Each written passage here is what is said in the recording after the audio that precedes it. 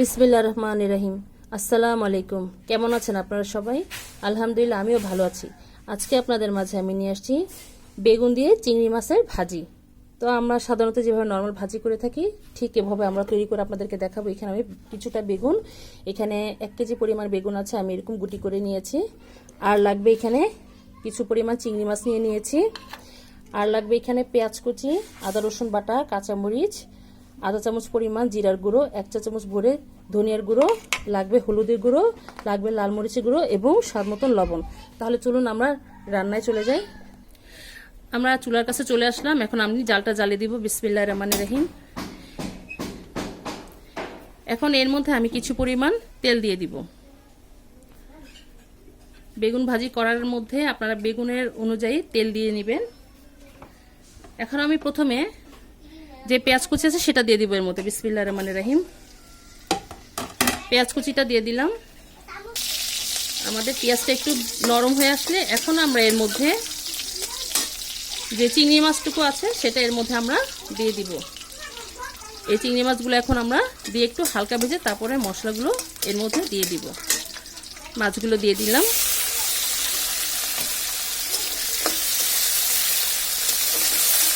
আপনারা চাইলে মশলা কষিয়ে মাছটা দিয়ে দিতে পারেন। এভাবে একটু ভেজে নিলে যে একটা কাঁচা স্মেল থাকে সেটার গন্ধটা এর মধ্যে যায় না।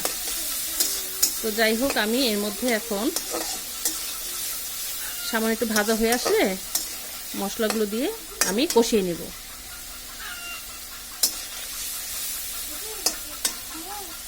এখন আমি এর মধ্যে আমাদের মাছটা ভাজা হয়ে গিয়েছে।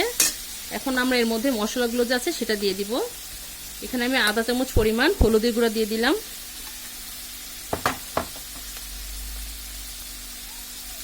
লাল মরিচ দিয়ে দিলাম 1 চামচ ভরে। যেহেতু ঝাল না হলে এটা খেতে ভালো লাগবে না। দিয়ে দিব আদা রসুন বাটা আর ধনিয়ার গুঁড়ো। জিরা গুঁড়োটা আমরা পরে নামানোর আগে দেব। দিয়ে দিলাম।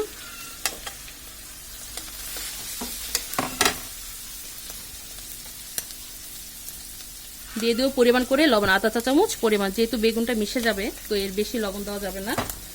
এখন সামান্য পরিমাণ একটু পানি দিয়ে মশলাটাকে হালকা একটু কষিয়ে তারপরে এর মধ্যে আমরা বেগুনটা দিয়ে দিব। এখন মশলাটাকে আমরা ভালোভাবে কষিয়ে নেব।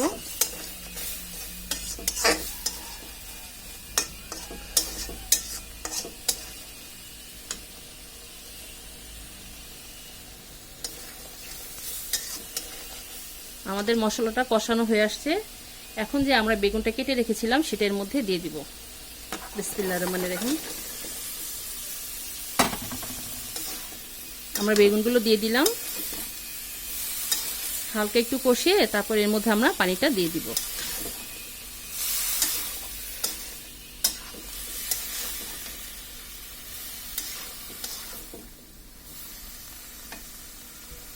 এখন আমরা এর মধ্যে সামান্য পরিমাণে পানি দিয়ে দিব।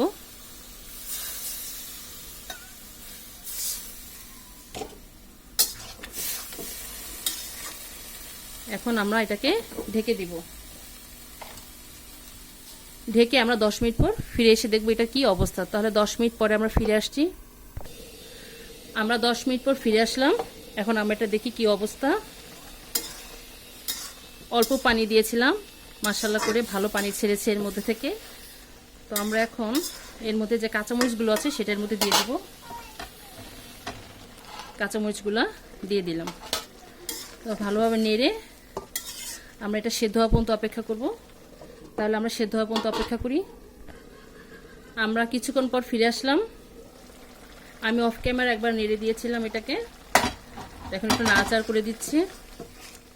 এখন আমরা এর মধ্যে যে জিরার গুঁড়ো আছে সেটা আমরা এর মধ্যে এখন দিয়ে দিব।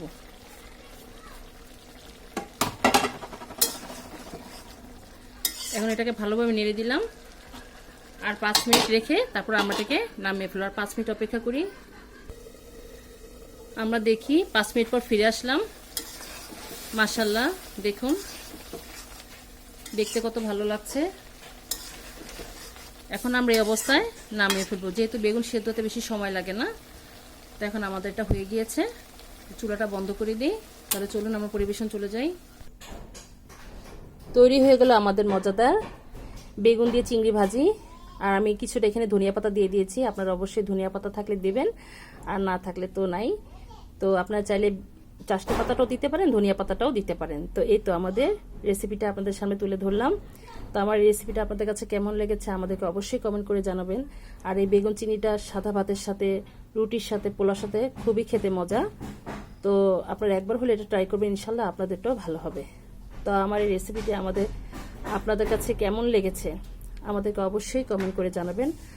আর আমার জন্য দোয়া করবেন, আমি যেন আপনাদের মাঝে আরও রান্না নিয়ে আসতে পারি। তো আজ এই পর্যন্তই। আপনারা যে যেখানে আছেন ভালো থাকেন, সুস্থ থাকেন। আল্লাহ হাফেজ।